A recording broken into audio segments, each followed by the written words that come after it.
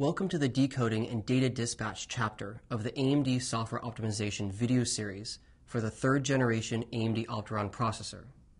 In this segment, we examine how the processor decodes instructions, sends them to the execution units, and retires them. Because there are three execution units, both in integer and floating point, the only way to keep those units busy is if you have three instructions decoded per cycle.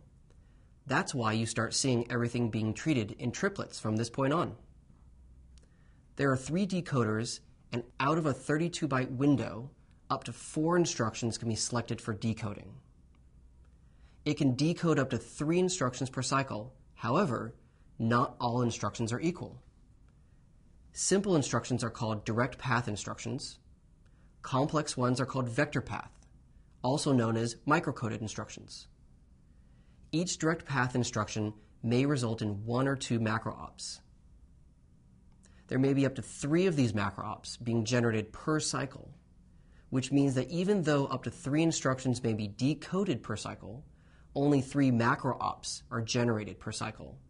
This is because some of those instructions may be direct path double. Vector path instructions are those x86 instructions that result in 3 or more macro ops. Some of them may result in microprograms, which can get complicated. Whenever there is a vector path instruction, no other instruction can be decoded. Vector path instructions cannot share the decoder with direct path instructions, which means as you decode vector path instructions, you may create bubbles in the macro op stream coming out of the decoders. So, avoid vector path instructions if at all possible. Here's an example of what happens in the macro op stream when you have direct path double instructions and vector instructions. Note, there are some empty slots in the macro op stream resulting from the decoders. One of them is because of the fetch bubble. Here we have a double path instruction, which is the exchange instruction you see occupying 2 slots. We have an empty slot because the processor needed to shut down the direct path decoders. It couldn't decode whatever instruction might follow, the division instruction, so that it could decode the division instruction. All of that decreases the efficiency of the processor as a whole. So depending on the kinds of instructions that you choose, the performance of your program may change.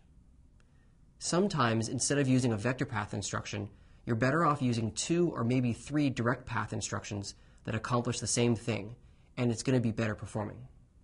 Being a super pipelined out-of-order processor, what comes out of the decoder is not necessarily executed immediately.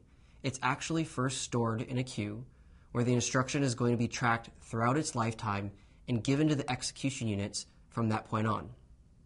We also have logic in the processor that's going to classify the instructions so that they go to the specific units inside the processor to execute.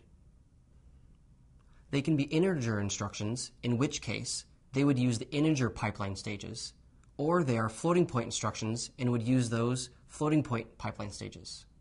It also tracks whether any of those instructions raises an exception. Exceptions are only dealt with at retirement, so all the checks are done in retirement. That's where program order is guaranteed, even though execution is out of order. This buffer can accommodate up to 72 macro ops, which could be the equivalent of up to 72 instructions. These 72 macro ops are organized internally in triplets, and only 1 triplet is retired per cycle. The retirement is done in program order, even though execution is out of order. In order to utilize resources better, make sure that instructions in a triplet are done about the same time. If you can keep the rate of 1 triplet being retired per cycle, you're making room for 3 new instructions at the front end. This helps keep all the execution units busy and improves performance. After the macro ops are sent to the respective pipeline stages, each one is going to do some more housekeeping.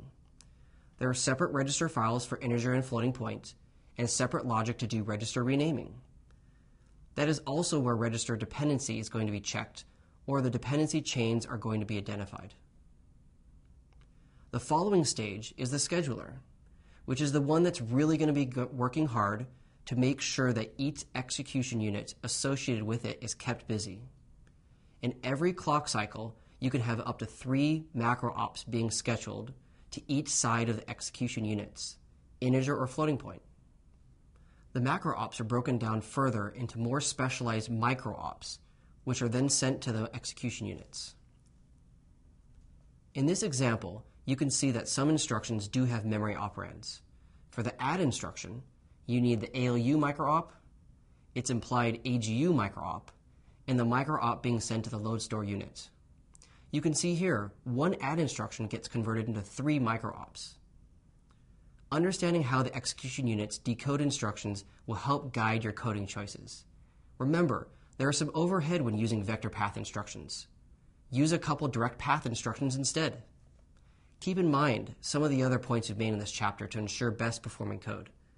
Thanks for viewing this segment of the AMD Software Optimization video series for the 3rd generation AMD Opteron processor. Be sure to check out the other chapters in this series as we explore software optimization techniques for the 3rd generation AMD Opteron processor.